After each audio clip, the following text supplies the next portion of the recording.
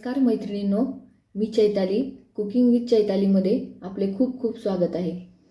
तर आज आपण बघणार आहोत शेंगदाण्याचे लाडू। शरीराला पौष्टिक असे आणि हिमोग्लोबिन वाढवणारे शेंगदाण्याचे लाडू। चला तर मग आता आपण पाहूया की कसे बनवायचे शेंगदाण्याचे लाडू। याच्यासाठी आता आपल्याला लागणार आहे, जास्त साहित्याची गरज नाही आपल्याला, फक्त एक भाजलेले शेंगदाणे आहेत अर्धा किलो आणि अर्धा किलो गूळ। आपण जेवढ्या प्रमाणात शेंगदाणे भाजून घेतो तेवढ्या प्रमाणात गूळ आहे। आता आपण या गुळाला किसून घेणार आहोत। कसं आहे, किसून जर घेतलं तर त्यामध्ये गाठी होणार नाहीत, त्यामुळे थोडंसं किसून घ्यायचं।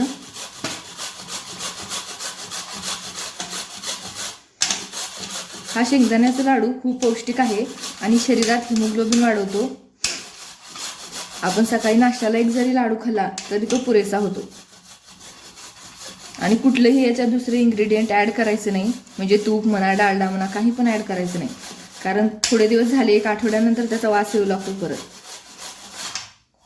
त्यामुळे हे बिन तेलाचे आणि बिना तुपाचे फक्त शेंगदाणे आणि गूळ ॲड करून केलेले पौष्टिक असे लाडू आहेत।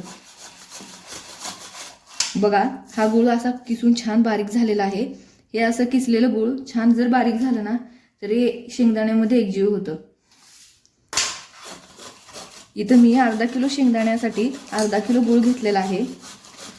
तुम्ही गूळ जास्त प्रमाणात पण घेऊ शकता आणि कमी प्रमाणात पण घेऊ शकता, जसं तुमच्या आवडीनुसार। म्हणजे तुम्हाला जर जास्त गोड आवडत असेल तर तुम्ही जास्त गूळ घेऊ शकता, जर नाही आवडत असेल तर मग कमी प्रमाणात घेतलं तरी चालेल। आपण बघू शकताय, अर्धा किलो शेंगदाण्यासाठी आता आपण अर्धा किलो गूळ किसून घेतलेला आहे। कसं आहे, गूळ जर किसून घेतलं तर त्यामध्ये असं गाठी होणार नाहीत। आता आपण याला मिक्सरच्या भांड्यामध्ये बारीक करून घ्यायचं आहे।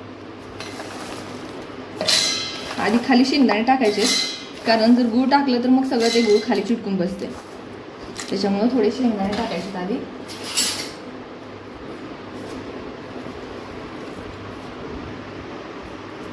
काही जण कसं करतात, आधी फक्त शेंगदाणे वाटून घेतात आणि त्याच्यानंतर गूळ वाटून घेतात, पण असं न करता दोन्ही जर एकत्र मिश्रण करून घेतलं तर ते एकजीव व्हायला बरं पडतं।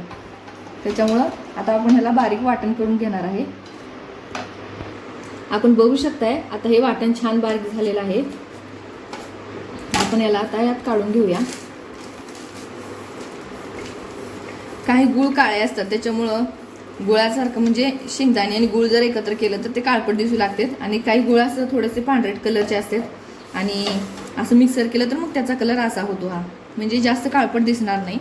आता आपल्या घरात जर ड्रायफ्रूट वगैरे काजू, बदाम, पिस्ता असेल तर आपण ते पण ॲड करू शकतो, पण काही नसेल तरी असं सिंपल केलं तरी चालेल। हे लाडू उपवासाला पण चालतात आणि सकाळी फक्त जरी नाश्त्याला एक जरी खाल्लं तरी खूप झालं, नाश्ता केल्यासारखंच आहे एक जर लाडू खाल्ला तर। काही जण एकजीव होत नाही म्हणून याच्यात तूप घालतात, तूप घालायला काही हरकत नाही, पण कसं आहे, आठवड्यानंतर तूप घातल्यानंतर लाडूचा वास येऊ लागतो, परत लाडू खराब झाल्यासारखा वाटू लागतो। त्याच्यामुळं फक्त असं सिंपल केलं तरी चालेल। आणि लाडू आपल्याला जास्त काही मोठे बांधायचे नाहीत, मीडियम, अगदी लहान पण नाही अगदी मोठे पण नाही, असे हे बघा, हे असे मीडियम आकाराचे लाडू आपल्याला बनवायचे।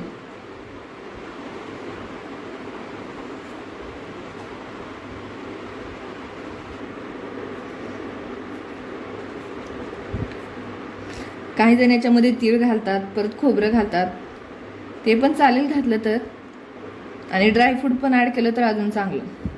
पण कसं आहे, इमर्जन्सी जर आपल्याकडे काय नसेल तर हे सिंपल फक्त शेंगदाणे आणि गुळाचे लाडू आहेत आणि हे जवळजवळ 1-1.5 महिन्यापर्यंत टिकतात। सगळ्यात पौष्टिक आणि शरीराला हिमोग्लोबिन देणारे असे हे शेंगदाण्याचे लाडू। हे बघा, तयार झालेले आहेत आपले घरगुती शेंगदाण्याचे लाडू। अगदी कमी खर्चात आणि शरीराला पौष्टिक असे तयार आहेत हे आपले शेंगदाण्याचे लाडू। अगदी शरीराला पौष्टिक आणि एकदम स्वस्त आणि मस्त घरगुती शेंगदाण्याचे लाडू, याचा आस्वाद तुम्हीही घ्या, घरी तुम्हीही बनवून बघा। आणि तुम्हाला जर माझी रेसिपी आवडली असेल तर तुम्ही लाईक, सबस्क्राईब जरूर करा आणि शेअर करा।